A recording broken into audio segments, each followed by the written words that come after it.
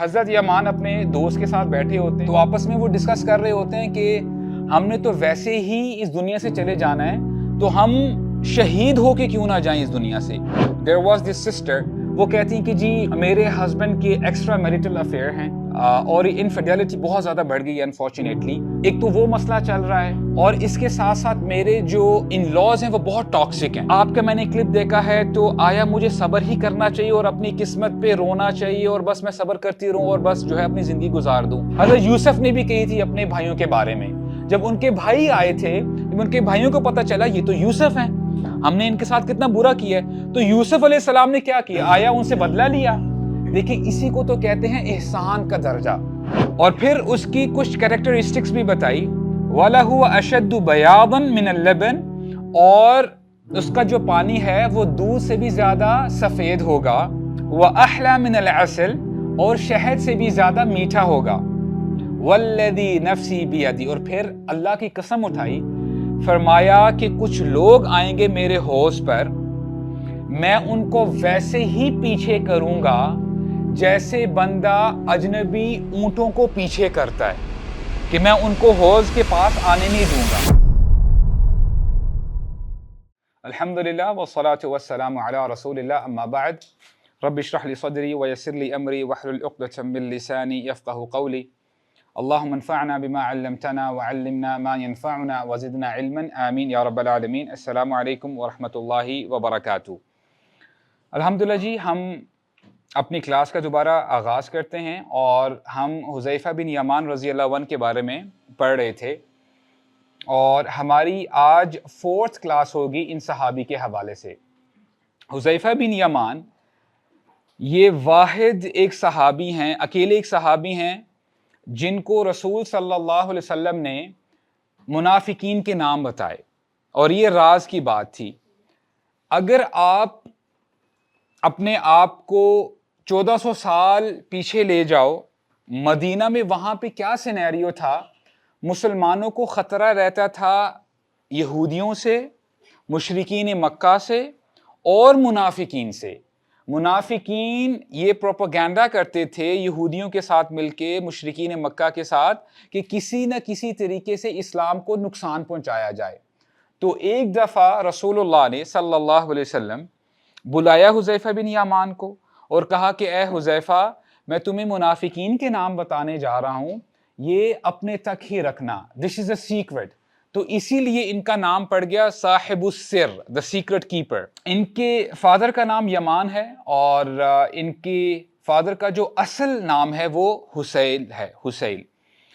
تو یہ بہت پہلے ہی اسلام قبول کر لیتے ہیں، اور پھر غزوہ بدر ہوتی ہے۔ غزوہ بدر میں حذیفہ اور ان کے فادر پارٹیسپیٹ نہیں کر پاتے۔ اس کی ایک ریزن ہے، کیونکہ انہوں نے ایک عہد کیا ہوتا ہے ابو جہل سے کہ ہم پارٹیسپیٹ نہیں کریں گے، جس کی وجہ سے وہ پارٹیسپیٹ نہیں کر پاتے۔ اور پھر غزوہ احد آ جاتی ہے۔ غزوہ احد میں مسلمان لڑائی کر رہے ہوتے ہیں مشرکین مکہ کے ساتھ۔ تو ہوتا کیا ہے کہ جو ان کے فادر ہیں یمان، وہ بڑھاپے کو پہنچ جاتے ہیں، اور رسول صلی اللہ علیہ وسلم نے یہ کہا کہ آپ جو خواتین ہیں اور بچے ہیں ان کے ساتھ آپ ان کی رکھوالی بھی کریں، ان کی حفاظت کریں۔ You don't have to fight with us۔ تو ہوتا کیا ہے کہ حضرت یمان اپنے دوست کے ساتھ بیٹھے ہوتے ہیں اور کافی عمر کو پہنچ چکے ہوتے ہیں، تو آپس میں وہ ڈسکس کر رہے ہوتے ہیں کہ ہم نے تو ویسے ہی اس دنیا سے چلے جانا ہے، تو ہم شہید ہو کے کیوں نہ جائیں اس دنیا سے۔ تو ابھی یہ بات چلی رہی ہوتی ہے، تو پھر وہ اپنا مائنڈ میک اپ کرتے ہیں کہ جی وی ہیو ٹو فائٹ، اور پھر دیکھی جائے گی، اگر ہمیں شہادت مل جاتی ہے تو اس سے بڑھ کر کیا بات ہو سکتی ہے۔ تو ہوتا کیا ہے کہ دونوں آرمر پہنتے ہیں، اور جنگ کا جو میدان ہوتا ہے احد، وہاں پہ وہ انٹر کرتے ہیں۔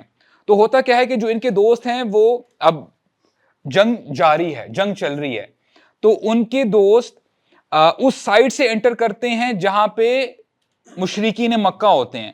تو وہاں پہ جب جاتے ہیں تو فائٹ کرتے کرتے وہ شہید ہو جاتے ہیں۔ البتہ جو ان کے فادر ہیں حضرت حذیفہ، انہوں نے فل باڈی آرمر پہنا ہوتا ہے، چہرہ نظر نہیں آ رہا ہوتا۔ تو یہ اس سائڈ سے انٹر کرتے ہیں جہاں پہ مسلمان واریئرز ہوتے ہیں، مسلمان ہوتے ہیں صحابہ، ہوتا کیا ہے کہ مسلمان جو لڑائی کر رہے ہوتے ہیں وہ سمجھے بیٹھتے ہیں کہ یہ دوسری سائڈ سے آئے ہیں, he is not from the Muslims, تو وہ جو ہے ان کے پاس جاتے ہیں ان کو جو ہے نقصان پہنچانے کے لیے.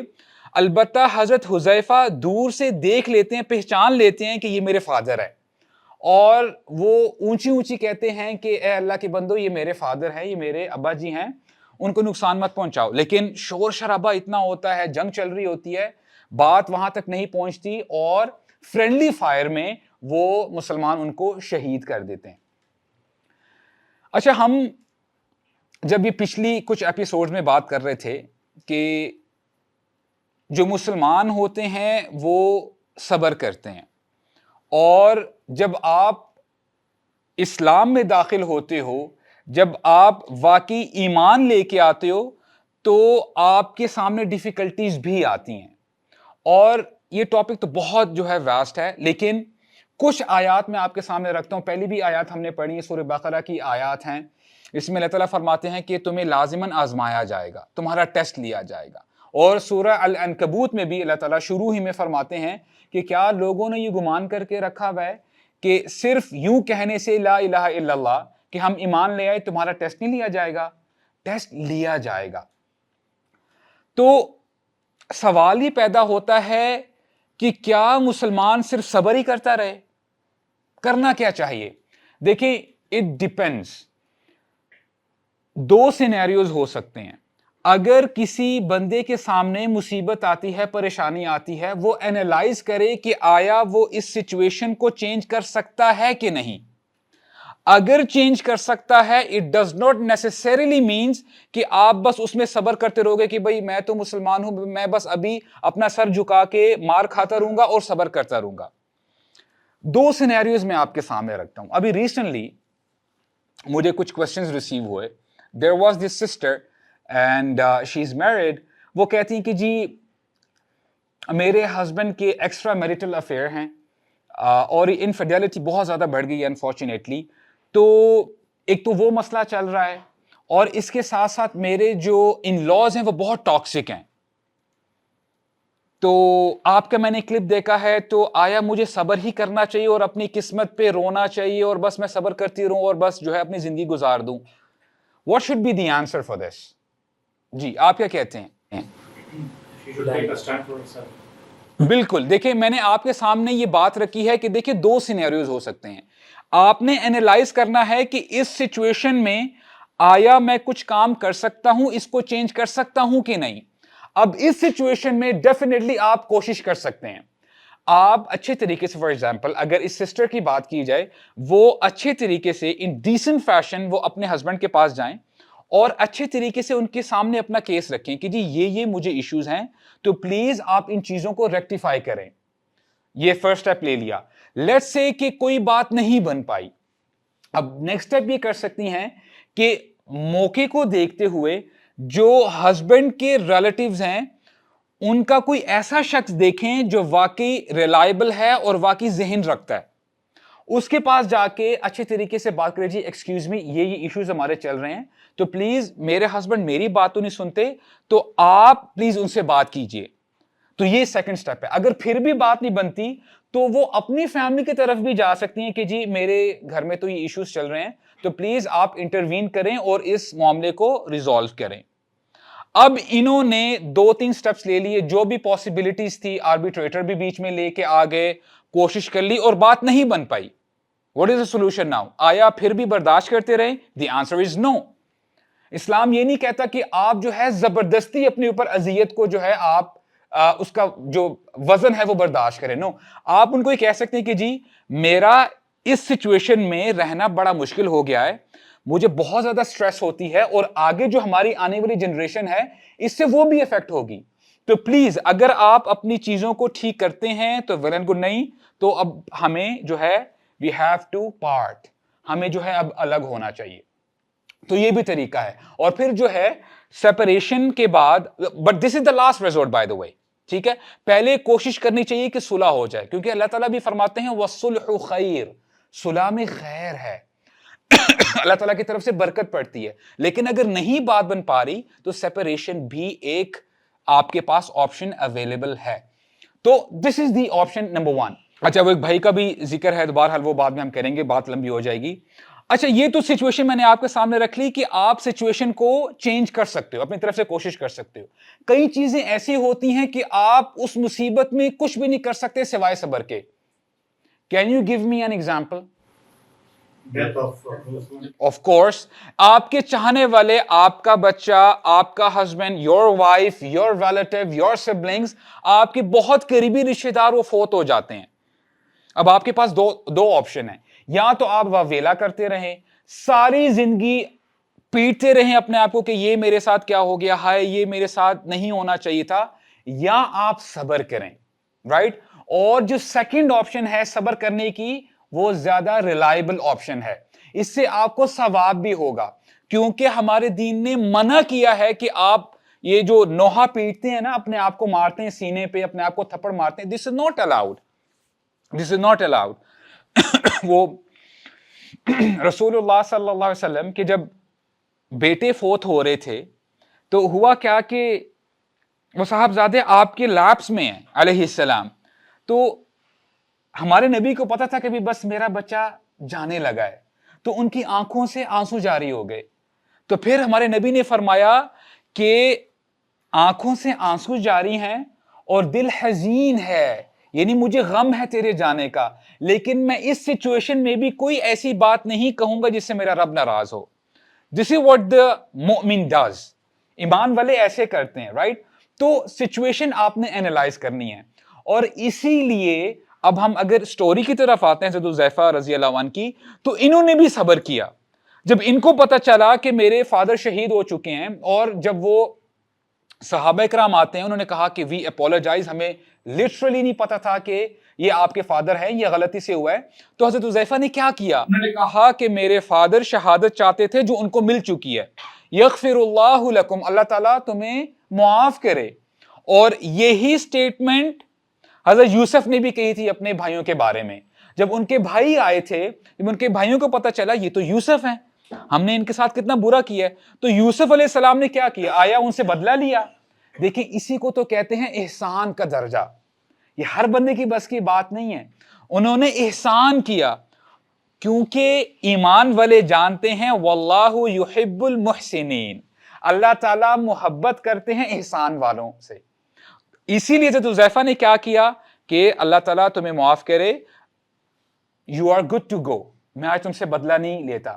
تو جب یہ نیوز رسول اللہ تک پہنچتی ہے تو ہمارے نبی نے کیا کیا؟ دیت تیار کی، وہ جو بلڈ منی ہوتا ہے، اور 100 اونٹ دیے کہ حضرت حذیفہ یہ آپ کی جو بلڈ منی ہے، دس از واٹ اٹ از. تو ہوا کیا کہ حضرت حذیفہ نے، وہ چاہتے تو یہ فارچون لے کے وہ باہر کہیں سیٹل ہو سکتے تھے. 100 اونٹ بہت بڑی بات ہے، لیکن انہوں نے مزید اللہ تعالیٰ کی رضا چاہی. انہوں نے وہ سارے اونٹ جو بھی ان کو ملا تھا مال، انہوں نے اللہ تعالیٰ کی راہ میں وہ خرچ کر دیا، صدقہ دے دیا. So this is what the believer should do. اور یہ صبر کا یہ اصل مقصد ہے. تو ہم آگے فلیش فارورڈ کرتے ہیں. ہم کچھ احادیث پڑھ رہے تھے حضرت حذیفہ کے حوالے سے. میں نے کچھ احادیث وہ کٹ کیے کیونکہ ٹائم شارٹ ہے. ہم اس کو اگلے ایپیسوڈ میں بھی لے کے جا سکتے تھے، بٹ پلیز میری یہ ریکویسٹ ہے کہ آج ہم انشاءاللہ ان کی بایوگرافی کو کمپلیٹ کر لیں انشاءاللہ. آپ اس حدیث کو صحابہ اکرام کے پرسپیکٹو سے ذرا اینالائز کرنے کی کوشش کریں. ہمارے صحابہ رات دن رسول اللہ کے ساتھ بیٹھا کرتے تھے صلی اللہ علیہ وسلم، ان کی صحبت اختیار کرتے تھے. اور کیا ہی زبردست انوائرمنٹ ہوگی کہ کوئی بھی پریشانی ہوتی رسول اللہ کا چہرہ دیکھ لی اور پریشانی غائب ہو گئی. تو ہوا کیا کہ ایک دفعہ رسول اللہ نے فرمایا علیہ السلام، ان حوضی لابعد من ایلۃ الی عدن، کہ میرا جو حوض ہے، حوض کوثر کی بات ہو رہی ہے. حوض کا مطلب ہوتا ہے پونڈ، لیک. کہتے ہیں کہ قیامت کے دن جو میرا حوض کوثر ہوگا وہ کتنا واسٹ ہوگا. ایلا ایک جگہ ہے جیروسلم میں، جیروسلم سے لے کے عدن، عدن ہے یمن میں، رائٹ؟ اتنا بڑا ہوگا لیک. اور پھر اس کی کچھ کریکٹرسٹکس بھی بتائی. وَلَهُ أَشَدُّ بَيَاضًا مِنَ اللَّبَنِ، اور اس کا جو پانی ہے وہ دودھ سے بھی زیادہ سفید ہوگا. وَأَحْلَى مِنَ الْعَسَلِ، اور شہد سے بھی زیادہ میٹھا ہوگا. والذی نفسی بیدی, اور پھر اللہ کی قسم اٹھائی, فرمایا کہ کچھ لوگ آئیں گے میرے حوض پر, میں ان کو ویسے ہی پیچھے کروں گا جیسے بندہ اجنبی اونٹوں کو پیچھے کرتا ہے, کہ میں ان کو حوض کے پاس آنے نہیں دوں گا. تو جب صحابہ کرام نے یہ حدیث سنی تو صحابہ کرام نے کہا, یا رسول اللہ اتعرفونا. What a beautiful question. اے اللہ کے رسول, ہم دنیا میں تو آپ کی صحبت اختیار کرتے ہیں, آپ کا چہرہ مبارک دیکھتے ہیں, آپ کے پیچھے نماز پڑھتے ہیں, آپ سے دین سیکھتے ہیں, اور ہمارا ایمان اوپر جاتا ہے, لیکن قیامت کے دن جب آپ حوض پر ہوں گے, حوض کوثر پہ, کیا آپ ہمیں اس دن پہچانیں گے؟ اتعرفونا, کیا آپ ہمیں پہچانیں گے؟ تو ہمارے نبی نے کیا کہا؟ قال نعم, میں تمہیں پہچانوں گا, but there is a condition. یہ کنڈیشن صحابہ اکرام کے لیے بھی تھی, ہمارے لیے بھی ہے, اور قیامت تک جو بھی انسان آئے گا اس کے لیے ہے. کنڈیشن یہ ہے کہ اے میرے صحابہ, تم میں سے جو شخص اس دنیا میں وضو کرتا تھا اور وضو کے پانی سے جہاں جہاں پانی لگتا تھا آپ کے اعضاء میں, باڈی پارٹ میں, قیامت کے دن وہ حصہ گلو کرے گا, اور میں اس حصے سے تمہیں پہچانوں گا. تو اس کا مطلب کیا ہے؟ وضو کریں گے تو نماز پڑھیں گے, اگر وضو نہیں کریں گے تو نماز کہاں سے پڑھیں گے؟ تو اگر ہم حوض کوثر کا پانی پینا چاہتے ہیں رسول اللہ صلی اللہ علیہ وسلم کے ہاتھوں سے, تو وضو کرنا پڑے گا, اور وضو کریں گے تو پھر نماز پڑھنی پڑے گی. تو یہی اس حدیث کا میسج ہے کہ میں تمہیں ایسے پہچانوں گا, من اثر الوضوء, جو تمہارے آثار ہوں گے, جو تمہارے باڈی پارٹس گلو کر رہے ہوں گے, میں پہچانوں گا کہ یہ میرا امتی ہے, یہ میرا امتی ہے. اور پھر تم میرے ہاتھ سے پانی پیو گے. لیست لأحد غیرکم, اس کے علاوہ پہچاننے کا کوئی کرائٹیریا نہیں ہوگا. تو رسول اللہ کے ہاتھوں سے جو بندہ پانی پینا چاہتا ہے, اور حدیث کے الفاظ, ایک اور حدیث میں آتا ہے کہ جو شخص رسول صلی اللہ علیہ وسلم کے ہاتھوں سے پانی پی لے گا حوض کوثر کا, اس کے بعد اس کو کبھی بھی پیاس نہیں لگے گی. اللہ تعالی ہمیں توفیق عطا فرمائے, ہم ان لوگوں میں شامل ہوں جو رسول اللہ کے ہاتھوں سے پانی پئیں. اللہم آمین. تو یہ ایک بہت ہی پیاری حدیث ہے. اور اسی سے ملتی جلتی ایک اور حدیث ہے کہ جب لوگ آ رہے ہوں گے حوض کوثر کے اوپر پانی پینے کے لیے, تو ہمارے نبی تو ان کو, جو لوگ آ رہے ہوں گے, ویلکم کریں گے, لیکن فرشتے روک لیں گے ایسے بندوں کو. اور ہمارے نبی جب استفسار کریں گے, پوچھیں گے کہ اے فرشتوں, یہ تو میرا امتی ہے, اس کو کیوں روکا جا رہا ہے؟ تو فرشتے جواب دیں گے کہ یا رسول اللہ, آپ کو نہیں پتا آپ کے جانے کے بعد ان لوگوں نے دین میں کیا کیا نیو انوینشن کی. انوینشن کا کیا مطلب ہے؟ بدعتیں سٹارٹ کر دی, جو بدعات ہوتی ہیں. تو جو شخص ایسا کرتا ہے, اسلام کے اندر نیو چیزیں کوائن کرتا ہے, تو وہ بھی پانی نہیں پی سکیں گے.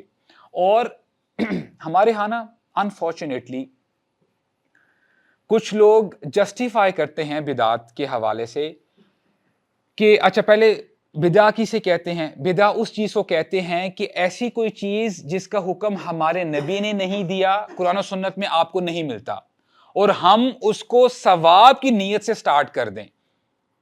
رائٹ, کہ یار میں اگر یہ نیک کام کر رہا ہوں, ثواب کی نیت سے کر رہا ہوں, تو اس میں کیا حرج ہے؟ رائٹ. اب اس کا کاؤنٹر آرگیومنٹ کیا ہے؟ اگر میں آپ سے پوچھوں, اگر آپ کی انٹینشن صرف ثواب ہے, فار ایگزامپل آپ زیادہ نیکی حاصل کرنا چاہتے ہیں, فجر کی جو نماز ہے, فرض نماز, وہ کتنی رکعتیں ہیں؟ 2 رکعتیں. اگر ایک بندہ کھڑا ہو جائے, وہ کہے کہ جی نہیں, میں آج سے 3 رکعت پڑھوں گا, اور اس میں ظاہری بات ہے رکعت کا بھی اضافہ ہے, ایک رکوع ایڈیشنل اس میں آیا ہے, اور 2 سجدے آ رہے ہیں. The question is, can we do that? حالانکہ ثواب ہے نا, ان اے سینس کہ آپ 2 سجدے زیادہ کر رہے ہیں. اگر آپ اس مائنڈ سیٹ سے سوچیں تو بات سمجھ میں یہی آتی ہے کہ جو ہمارے نبی نے بتایا, وَمَا آتَاكُمُ الرَّسُولُ فَخُذُوهُ وَمَا نَهَاكُمْ عَنْهُ فَانْتَهُوا, کہ جو میرا نبی تمہیں دے دے اس کو لے لو, ایکسپٹ کر لو. Do not ask further questions, اور جس سے تمہیں وہ روکے اس سے رک جاؤ. اور حضرت عائشہ رضی اللہ عنہا سے ایک حدیث ہمیں ملتی ہے بدعت کے حوالے سے, من عمل عملا لیس علیہ امرنا فہو رد. من عمل عملا لیس علیہ امرنا فہو رد, جو شخص ایسا عمل کرتا ہے جو ہم سے ثابت نہیں ہے رسول صلی اللہ علیہ وسلم سے, تو وہ رد ہے, یعنی اس کا کوئی وزن نہیں ہے اللہ تعالیٰ کے ہاں. تو یہ جو ہے ہمیں بات سمجھنی چاہیے. اور ابن عباس رضی اللہ عنہما وہ کہا کرتے تھے ان البدع احب الى ابلیس من المعصیہ, المعصیہ یتاب منها والبدع لا یتاب منها, کہ ابلیس کو بدعت زیادہ محبوب ہے, زیادہ پسند ہے گناہ سے. What could be the reason? جی زبردست, ماشاء اللہ بارک. ابن عباس کہتے ہیں کہ ابلیس کو بدعت زیادہ محبوب ہے گناہ سے. اس کی وجہ یہ ہے کہ بندہ بدعت ثواب کی نیت سے کر رہا ہوتا ہے, وہ نیکی سمجھ رہا ہوتا ہے, تو توبہ کہاں سے کرے گا؟ توبہ کا تو سوال پیدا نہیں ہوتا. اب جو گناہ ہے, گناہ تو بندے کو پتہ ہے, کر تو لیتا ہے وہ انفلوئنس میں آ کے, رائٹ, اپنے ایموشنز میں آ کے, لیکن اس کو پتہ ہے میں نے کام غلط کیا ہے, اور پھر وہ توبہ تائب ہوتا ہے, استغفار کرتا ہے, تو وہ گناہ ختم ہو جاتا ہے. بدعت کو تو وہ سیلیبریٹ کرتا ہے, وہ تو دین کا حصہ سمجھ بیٹھتا ہے. تو اللہ تعالی ہمیں بچا کے رکھے. رائٹ. جب رسول اللہ صلی اللہ علیہ وسلم اس دنیا سے رخصت ہو گئے اور عمر بن خطاب وہ امیر المؤمنین بنے, انہوں نے خلافت سنبھالی, تو اب وہ بھی کیا وقت تھا کہ جو وقت کا خلیفہ تھا وہ نماز جنازہ بھی پڑھایا کرتا تھا باقی نمازوں کے علاوہ, یعنی he was the real leader. 5 وقت کی نماز تو پڑھانی ہی پڑھانی ہے, اس کے ساتھ ساتھ کوئی نماز جنازہ بھی ہوتی ہے, لیڈر آگے کھڑا ہوتا. تو عمر بن خطاب کا کیا سٹینس تھا, اگر کوئی جنازہ آتا تو پہلے وہ لوگوں سے پوچھتے کہ کیا اس جنازے میں حذیفہ ہے. اگر حذیفہ رضی اللہ عنہ اس جنازے میں ہوتے تو نماز جنازہ پڑھاتے, اگر حضرت حذیفہ نہیں ہوتے تو وہ چلے جاتے, نماز جنازہ نہیں پڑھاتے. What could be the reason? جی, عمر بن خطاب کو پتہ چل جاتا کہ حضرت حذیفہ کو تو پتہ ہے, تو یہ بندہ منافق ہے, اسی لیے اس کی نماز جنازہ میں نہیں پڑھاؤں گا. تو عمر بن خطاب ایسا کیا کرتے تھے. اور ایک مشہور نریشن ہے جہاں پہ عمر بن خطاب بیٹھے ہیں اور ان کے ساتھ حذیفہ رضی اللہ عنہ بھی بیٹھے ہیں. تو فرینکنس میں پوچھتے ہیں کہ اے حذیفہ ایک بات تو بتاؤ, انا من المنافقین, کہ کیا میں منافقین میں سے ہوں؟ کیا تمہیں جو نام بتائے تھے رسول صلی اللہ علیہ وسلم نے اس لسٹ میں کہیں میرا نام تو نہیں ہے؟ اور یہ سوال انہوں نے 3 دفعہ کیا, یا حذیفہ انا من المنافقین, کہ کیا میں منافقین میں سے ہوں. اچھا, اب وہ اصرار کیے جا رہے ہیں, تو حضرت حذیفہ کہتے ہیں کہ یا امیر المومنین پلیز, میں نے سیکرٹ جو ہے ایکسپوز نہیں کر سکتا, تو میں کیسے بتاؤں آپ کو. تو بہرحال ان کے اصرار کرنے پہ حضرت حذیفہ کہتے ہیں امیر المؤمنین آپ کا نام اس میں نہیں ہے. Now the question arises, کیا انہوں نے سیکرٹ ایکسپوز کیا رسول اللہ کا؟ انہوں نے نام تو نہیں بتایا منافقین کے, انہوں نے یہ بتایا ہے البتہ کہ آپ کا نام اس لسٹ میں نہیں ہے.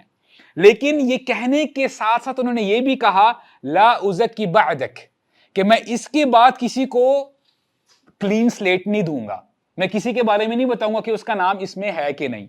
تو ہوا کیا کہ کچھ دنوں بعد عمر بن خطاب پھر بیٹھے ہوتے ہیں اور پھر بلاتے ہیں حضرت حذیفہ کو, کہتے ہیں اے حذیفہ مجھے ایک بات تو بتاؤ, میری جو ایڈمنسٹریشن ہے, میری جو گورنمنٹ ہے, اس میں کوئی منافق ہے جس کو میں نے کوئی گورنر بنایا ہو یا کوئی میں نے اتھارٹی دی ہو؟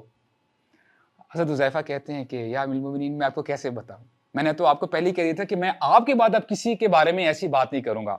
تو دوبارہ انسسٹ کرتے ہیں حضرت عمر. تو حضرت حذیفہ اس بار وہ سلپ نہیں کرتے, کہتے ہیں کہ یا امیر المومنین پلیز آپ مجھے فورس مت کریں, میں آپ کو نہیں بتا سکتا. تو ہوتا کیا ہے کہ عمر بن خطاب سبحان اللہ, ان کے بارے میں آتا ہے کہ یہ محدث ہیں. محدث کیا ہیں؟ جو ایمان والے ہوتے ہیں ان کی ایک فراست ہوتی ہے, اور ہسٹورینز لکھتے ہیں, علماء لکھتے ہیں کہ عمر بن خطاب پھر رات کو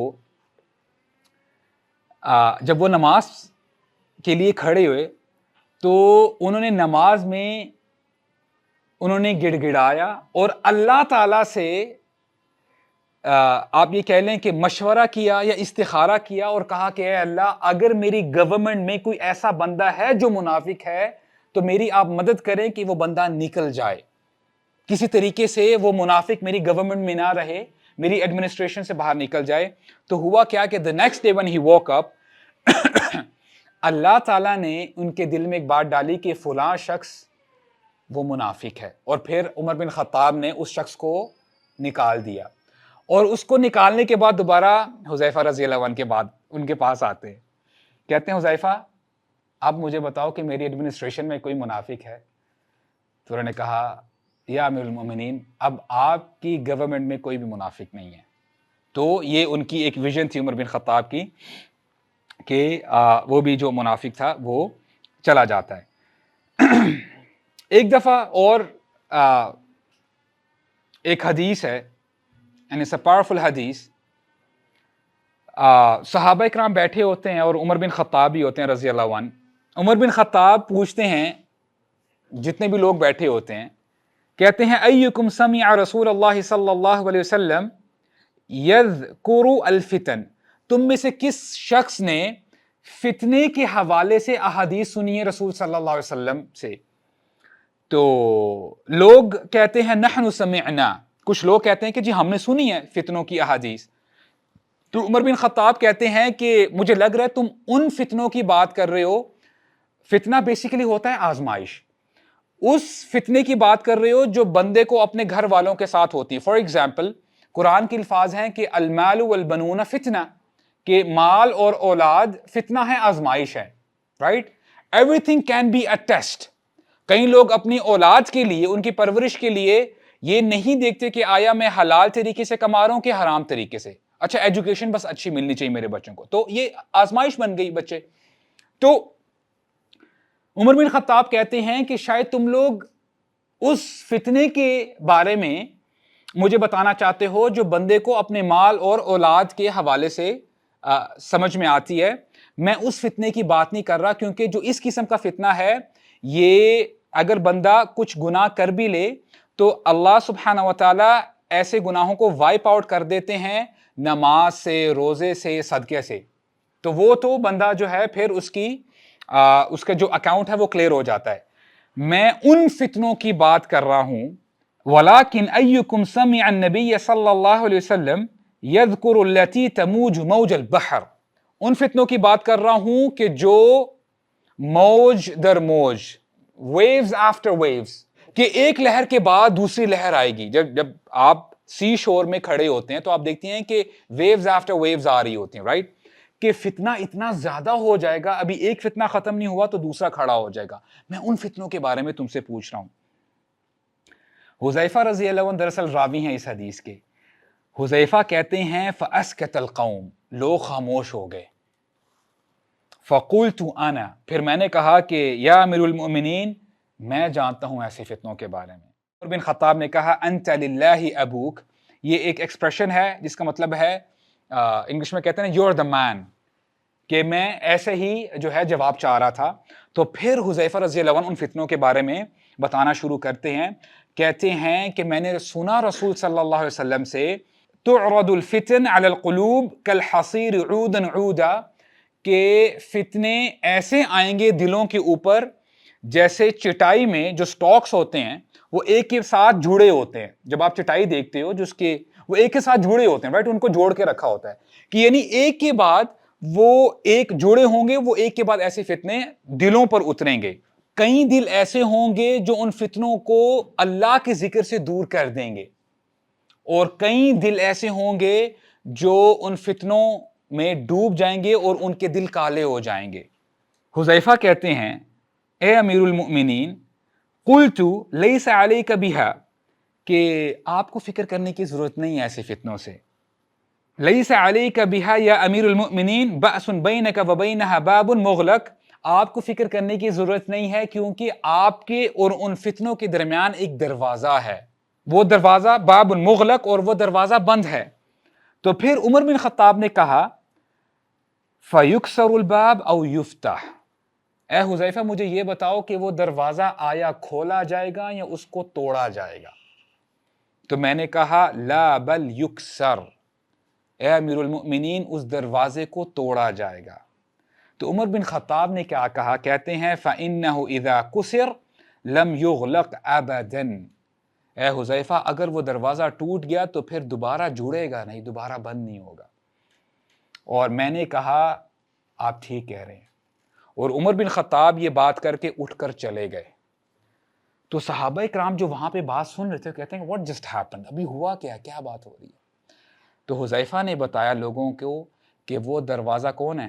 وہ دروازہ عمر ہے، کہ ان فتنوں کو عمر بن خطاب نے روک کے رکھا ہوا ہے، اور عمر بن خطاب جب چلے جائیں گے، جب ان کو شہید کر دیا جائے گا تو یہ فتنے کبھی بھی ختم نہیں ہوں گے. اور آج تک وہ فتنے جاری ہیں، اور بہت بڑے بڑے فتنے ہیں. تو اللہ تعالیٰ ہمیں بچا کے رکھے. تو یہ ایک بڑی پاورفل حدیث ہے فتنوں کے حوالے سے. عمر بن خطاب نے تھوڑے عرصے کے لیے حذیفہ رضی اللہ عنہ کو گورنر مقرر کر دیا پرشیا کا، تو مدائن کا بیسیکلی، اور ایک لیٹر بھیجا، کہا کہ اسمعوا لہ واطیعوا واعطوہ ما سألکم، کہ اے لوگو جو گورنر بھیجا جا رہا ہے اس کی بات سننا، اس کی اطاعت کرنا، اور جو وہ تم سے مانگے، تمہیں آرڈر کرے، تم نے اس کی بات سننی ہے. اب ہوا کیا کہ ان لوگوں نے، جو کسرا تھا اس کا لائف سٹائل بڑا پومپس تھا اور بڑا وہ ایروگنٹ تھا، تو لوگ یہ دیکھے تھے کہ اب پتہ نہیں جو نیو گورنر آ رہا ہے یہ ہمارے ساتھ کیسا سلوک کرے گا. اب جو لوگ تھے وہ ایک انٹوراج کا ویٹ کر رہے تھے کہ پتہ نہیں کون شخص ہے وہ آئے گا اور جو ہے ہمارے اوپر جو ہے رول کرے گا. تو طلحہ رضی اللہ عنہ وہ نریٹ کرتے ہیں، کہتے ہیں کہ لوگوں نے دیکھا کہ ایک ٹال مین، ان کا قد لمبا تھا حذیفہ رضی اللہ عنہ کا، وہ مدائن میں انٹر کر رہے ہیں، اور الفاظ ہیں قدم حذیفہ مدائن علی حمار سادلا رجلی. Now I want you to picture this.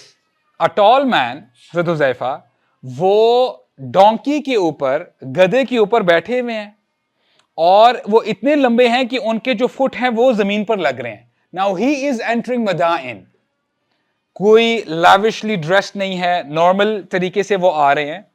اور نریشن کہتی ہے کہ ان کے کپڑوں پہ پیش لگے ہوئے تھے، اور ان کے ہاتھوں میں کیا تھا؟ وَبِيَدِهِ عَرْقٌ وَرَغِيفٌ، خبز تھی، بریڈ، اور کچھ ونیگر تھی، سرکہ تھا. اب یہ ان کا ایک سمپل لائف سٹائل تھا. تو یہ اپنے ہاتھ پہ لے کے، اپنے ہاتھ میں انہوں نے جو پکڑا ہوا تھا، یہ ان کا لنچ تھا، وہ لے کے آ رہے تھے. تو لوگ بڑا سرپرائز ہوئے کہ یہ ہے ہمارے گورنر. تو جب وہ آئے تو لوگوں نے پوچھا کہ سل ما شئت، کہ آپ کو کیا چاہیے، ہم آپ کو پرووائڈ کرتے ہیں. تو حذیفہ رضی اللہ عنہ نے کیا جواب دیا ہوگا؟ I need a brand new car، مجھے ایک پیلس چاہیے، تو میری سچویشن نہیں دیکھتے، مجھے کسرا کا پیلس چاہیے، میں وہاں پہ رہنا چاہتا ہوں، مجھے اتنے سلیو چاہیے، اتنے مجھے سرونٹس چاہیے. حذیفہ رضی اللہ عنہ کہتے ہیں طعاما آکلہ وعلی حمار ھذا، مجھے اپنی ذات کے لیے کھانا چاہیے جو میں کھا لوں نومینل سا، اور جو میری رائڈ ہے، جو میرا ڈونکی ہے، اس کے لیے بھی جو تم پرووائڈ کر سکو، دیٹس اٹ، اس کے علاوہ مجھے کچھ نہیں چاہیے. تو لوگوں پہ بڑا اثر پڑا کہ اسلام از ڈفرنٹ، اسلام جو ہے اس کی ایک الگ بات ہے. تو کچھ عرصہ حذیفہ رضی اللہ عنہ وہاں پہ رول کرتے رہے، اور پھر عمر بن خطاب نے ایک لیٹر بھیجا کہ حذیفہ آپ واپس آ جائیں. تو حذیفہ رضی اللہ عنہ کو جیسے ہی وہ لیٹر ملتا ہے، وہ اپنے ڈونکی پہ بیٹھتے ہیں اور واپس آتے ہیں. عمر بن خطاب ان کو ریسیو کرنے کے لیے مدینہ سے تھوڑا سا باہر جاتے ہیں. عمر بن خطاب ہی واز اے وائز مین، وہ اپنے دوستوں کو بھی چیک کیا کرتے تھے. تو لما رأى على حال لما رأى على حال التي خرج إليها أتاه فالتمسه وقال أنت أخي وأنا أخوك. تو عمر بن خطاب باہر کھڑے ہوتے ہیں, دور سے دیکھتے ہیں کہ حذیفہ رضی اللہ عنہ آ رہے ہیں, اور جس حالت میں گئے تھے اسی حالت میں واپس آ رہے ہوتے ہیں, کوئی چینج نہیں ہوتا.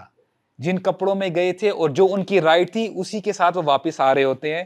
یہ دیکھ کے عمر بن خطاب بڑا خوش ہوتے ہیں, کہتے ہیں انت اخی وانا اخوک, اے حذیفہ تو میرا بھائی ہے اور میں تیرا بھائی ہوں, کہ مجھے یہی امید تھی تجھ سے کہ مال تجھے کرپٹ نہیں کرے گا. تو یہ عمر بن خطاب نے جو ہے ان کو اپریشیٹ کیا. Now inshallah we're coming to the conclusion, بس 2 incidents ہے, اس کے بعد ہم لوگ اپنی بات کو ختم کریں گے. ہم نے جب مقداد بن اسود رضی اللہ عنہ کے بارے میں پڑھا تھا تو ان کے بارے میں آتا ہے کہ جب وہ بڑھاپے کو پہنچ گئے تو ایک شخص آیا اور مقداد رضی اللہ عنہ کے پاس آ کے کہتا ہے کہ یہ آنکھیں کتنی پیاری ہیں اور کتنی خوش نصیب ہیں کہ ان آنکھوں نے رسول اللہ صلی اللہ علیہ وسلم کو دیکھا. تو یعنی پریز کر رہا تھا وہ شخص. تو اس نے ایک خواہش بھی ظاہر کی کہ کاش میں بھی اس وقت ہوتا ہو تو میں یہ کرتا. تو مقداد رضی اللہ عنہ یہ بات سن کے ان کو غصہ آ جاتا ہے. تو بہرحال وہ ایک لمبی نریشن ہے. اسی قسم کا انسیڈنٹ حضرت حذیفہ کے ساتھ بھی ہوا کیا کہ حضرت حذیفہ بیٹھے ہیں اور محمد بن کعب ہیں, وہ نریٹ کرتے ہیں, کہتے ہیں قال فتى منا من اہل الکوفہ لحذیفہ بن یمان, کہ ایک نوجوان آتا ہے حذیفہ بن یمان کے پاس, اور حذیفہ بن یمان اپنے آخری زمانے میں کوفہ میں سیٹل ہو جاتے ہیں. تو وہ نوجوان آ کے کیا کہتا ہے, یا ابا عبداللہ رأیتم رسول اللہ صلی اللہ علیہ وسلم, کیا آپ لوگوں نے رسول اللہ کو دیکھا تھا صلی اللہ علیہ وسلم, وصحبتموہ, اور آپ نے ان کی صحبت اختیار کی تھی. قال نعم یا ابن اخی, اے بھتیجے ہاں ہم نے ان کی صحبت اختیار کی تھی. تو کہتا ہے فکیف کنتم تصنعون, تو آپ نے کیا کیا, آپ لوگ کیا کیا کرتے تھے. فرمایا واللہ لقد کننا نجہد, اے بھتیجے ہم, نجہد کا مطلب ہے ہم جد و جہد کیا کرتے تھے, کوشش کیا کرتے تھے اپنی طرف سے. تو وہ جواب کیا دیتا ہے نوجوان, کہتا ہے واللہ لو ادرکناہ ما ترکناہ یمشی علی الارض, اللہ کی قسم اگر ہم اس زمانے میں ہوتے تو ہم رسول اللہ کو زمین پر چلنے نہ دیتے. وَلَجَعَلْنَاهُ عَلَىٰ أَعْنَاقِهَا, ہم نبی کریم صلی اللہ علیہ وسلم کو اپنے کندھوں پر بٹھا کے رکھتے. یہ اسٹیٹمنٹ کہی. تو حذیفہ رضی اللہ عنہ کہتے ہیں یا ابن اخی, اے میرے بھتیجے, واللہ اللہ کی قسم ہمارے اوپر وہ بھی وقت آیا ہے کہ خندق کا وقت تھا. تو خندق کا جو ہے انہوں نے انسیڈنٹ نریٹ کیا, اور انسیڈنٹ نریٹ کرنے سے پہلے میں ایک آیت آپ کے سامنے رکھتا ہوں سورہ احزاب کی, جس سے آپ کو تھوڑا بہت اندازہ ہو جائے کہ غزوہ احزاب میں ہوا کیا تھا. اللہ تعالیٰ فرماتے ہیں سورہ احزاب میں آیت نمبر 9 to 11, یا ایھا الذین آمنوا اذکروا نعمت اللہ علیکم اذ جاءتکم جنود فارسلنا علیہم ریحا وجنودا لم تروها وکان اللہ بما تعملون بصیرا, کہ اے ایمان والو اس وقت کو یاد کرو کہ لشکر آئے تھے تمہاری طرف اور ہم نے ان کی طرف جو ہے ہوا بھیجی, طوفان بھیجا, اور ایسے لشکر بھیجے جو تمہیں نظر نہیں آتے تھے, اور اللہ تعالیٰ خوب جاننے والے ہیں, دیکھنے والے ہیں. اذ جاؤکم من فوقکم ومن اسفل منکم, جب وہ لوگ آئے تھے تمہارے اوپر سے اور نیچے سے, میننگ ہر طرف سے پورا عرب اکٹھا ہو کے مسلمانوں کو جو ہے ختم کرنے کے لیے آیا تھا. وَإِذْ زَاغَتِ الْأَبْصَارِ, جب آنکھیں پھٹی کی پھٹی رہ گئی. وَبَلَغَتِ الْقُلُوبُ الْحَنَاجِرِ, اور دل جو ہے گلے تک آ گئے, گلوں کو پہنچ گئے. وَتَظُنُّونَ بِاللَّهِ الظُّنُونَ, اور تم اللہ تعالیٰ کے بارے میں گمان کرنے لگ گئے. هُنَالِكَ ابْتُلِيَ الْمُؤْمِنُونَ وَزُلْزِلُوا زِلْزَالًا شَدِيدًا, یہ وہ وقت تھا کہ مسلمانوں کو ہلا دیا گیا, ان کو آزمایا گیا, اور کیا فرمایا, زلزالاً شدیدا, شدید طریقے سے ہلا دیا گیا. یہ اللہ تعالیٰ فرما رہے ہیں. تو اب ہم جو ہے انسیڈنٹ کی طرف آتے ہیں. تو حذیفہ کہتے ہیں کہ مجھے خندق کا وقت یاد ہے اے لڑکے کہ رسول صلی اللہ علیہ وسلم نے ہماری طرف دیکھا اور کہا کون ہے تم میں سے جو یہ خبر لے کے آئے کہ لوگ کیا کر رہے ہیں، جو ہمارے دشمن ہیں وہ کیا کر رہے ہیں، تم نے ان کے پاس جانا ہے، ان کے اندر گھل مل کے خبر لے کے آنی ہے کہ ابھی کیا سچویشن ہے، اور پھر خوشخبری بھی دی کہ جو یہ خبر لے کے آئے گا ادخلہ اللہ الجنہ، اللہ تعالیٰ اس شخص کو جنت میں داخل کریں گے۔ ہم عموماً جو انسیڈنٹس پڑھتے ہیں، نریشنز پڑھتے ہیں کہ ہمارے نبی نے کچھ کہا تو صحابہ اکرام حاضر ہو جاتے ہیں، نعم یا رسول اللہ ہم حاضر ہیں، ہمارے لیے کوئی خدمت کوئی کام تو آپ حکم کر کے دیکھیں تو صحیح۔ لیکن یہ وہ وقت ہے کہ ہمارے نبی کا فرمان تھا اور ہمارے نبی نے یہ بھی کہا کہ جو شخص خبر لے کے آئے گا اللہ تعالیٰ اس کو جنت میں داخل کریں گے۔ فما قام رجل، ہم میں سے ایک شخص بھی کھڑا نہیں ہوا، everyone was scared، سارے ڈرے ہوئے تھے۔ ثم صلی رسول اللہ صلی اللہ علیہ وسلم، رسول اللہ نے پھر نماز پڑھی، وہ اٹھے اور نماز پڑھنے لگ پڑے، اور نماز پڑھ کر جب فارغ ہوئے پھر ہماری طرف متوجہ ہوئے اور کہا تم میں سے کون شخص ہے جو یہ دیکھے کہ دوسرے لوگ جو دشمن ہے وہ کیا کر رہا ہے، جو شخص خبر لے کے آئے گا اسأل اللہ ان یکون رفیقی فی الجنہ، میں اللہ تعالیٰ سے دعا کرتا ہوں وہ میرا ساتھی ہوگا جنت میں۔ اتنی بڑی بشارت۔ حذیفہ پھر کہتے ہیں فما قام رجل، کوئی شخص کھڑا نہیں ہوا۔ کیوں نہیں کھڑا ہوا؟ مع شدت الخوف۔ اب آپ اس کو تھوڑا سا انالائز کریں، 40 days 40 دن ہو چکے ہیں، شدید بھوک لگی ہوئی ہے، شدید سردی ہے، اور یہی وہ کہہ رہے ہیں مع شدت الخوف، اتنا خوف تھا، وشدت الجوع، اور بھوک شدید لگی ہوئی تھی، وشدت البرد، اور اتنی شدید سردی تھی۔ اور علماء کہتے ہیں جو ہسٹورینز ہیں کہ اس دن جتنی سردی تھی، جو طوفان اور تیز ہوا چل رہی تھی، ٹھنڈی ہوا، وہ پہلے کبھی نہیں چلی، تو کوئی بھی کھڑا نہیں ہوا۔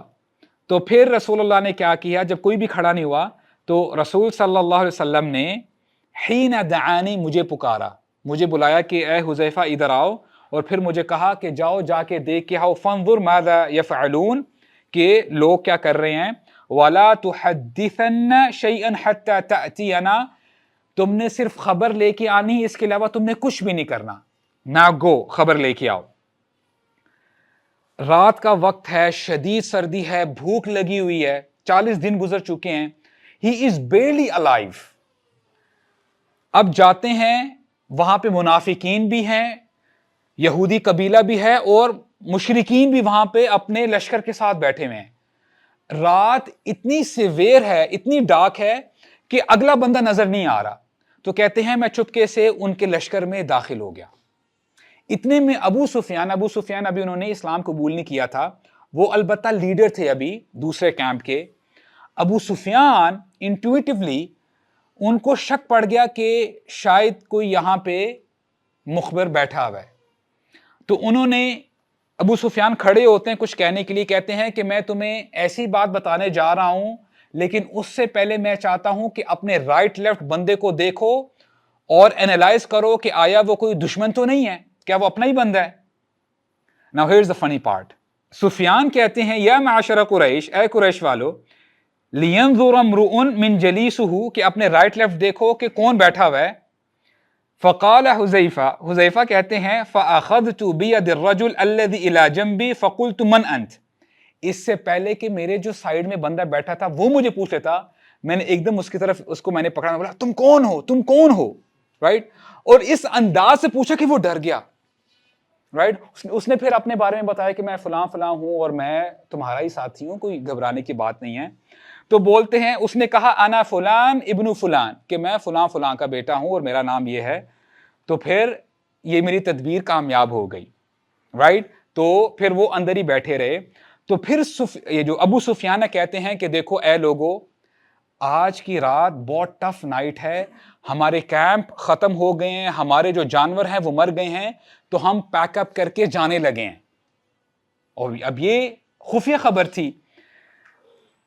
حضرت حذیفہ کہتے ہیں کہ ابو سفیان جب واپس جانے لگا وہ اتنا قریب تھا میرے اور میرے ہاتھ میں ایرو تھا, میں چاہتا تو ابو سفیان کو مار سکتا تھا, لیکن مجھے رسول صلی اللہ علیہ وسلم کی بات یاد آ گئی کہ اے حذیفہ صرف خبر لے کے آنی ہے, اس کے علاوہ کچھ بھی نہیں کرنا. تو میں یہ خبر لے کے جب رسول اللہ کے پاس آیا تو میں نے دیکھا کہ ہمارے نبی نماز پڑھ رہے تھے. He was busy in praying صلی اللہ علیہ وسلم. تو پھر میں نے ان کو یہ خبر دے دی اور میں کانپ رہا تھا, اس وقت بہت زیادہ سردی تھی. تو ہمارے نبی نے اوپر کمبل اوڑھا ہوا تھا, تو رسول اللہ نے صلی اللہ علیہ وسلم وہ کمبل حذیفہ کے اوپر دیا رضی اللہ عنہ. جیسے ان کے اوپر کمبل دیتے ہیں وہ تو سو گئے اور کافی دیر سوتے رہے. تو کافی گھنٹوں بعد رسول اللہ آتے ہیں, کمبل کو پیچھے کرتے ہیں اور کہتے ہیں قم یا نعمان, کہ اے سونے والے اٹھ جاؤ اب. اور نعمان اس کو آپ ایسے سمجھو جیسے عربک میں کہتے ہیں نا ہم رحمان. رحمان کا کیا مطلب ہوتا ہے؟ Extremely merciful. آپ نے کہا ایکسٹریملی یعنی بہت زیادہ رحم کرنے والا, یعنی یہ اس کو مبالغہ کہتے ہیں, رائٹ, اس میں مبالغہ. تو نعمان کا مطلب بھی یہی ہے, او زیادہ سونے والے اٹھ جاؤ اب. تو یہ انہوں نے جو ہے ان کا اظہار تھا پیار کا. تو اس طرح جو ہے حضرت حذیفہ کھڑے ہو جاتے ہیں اور پھر غزوہ احزاب جو ہے ختم ہو جاتی ہے, لڑائی کی نوبت ہی نہیں آتی.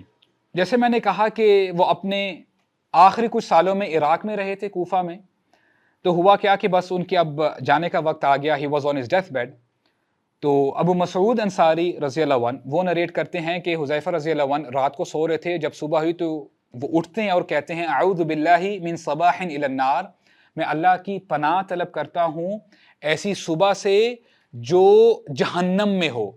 میننگ کہ کہیں ایسا نہ ہو کہ بندہ جب اس دنیا سے چلا جائے اور پھر جب وہ اپنی آنکھ کھولے تو اس کے سامنے جہنم ہو. میں اللہ تعالیٰ کی پناہ چاہتا ہوں ایسی صبح سے. اور پھر کہتے ہیں حل جئتمونی معکم بکفن, کیا تم میرے لیے کفن لے کے آئے ہو؟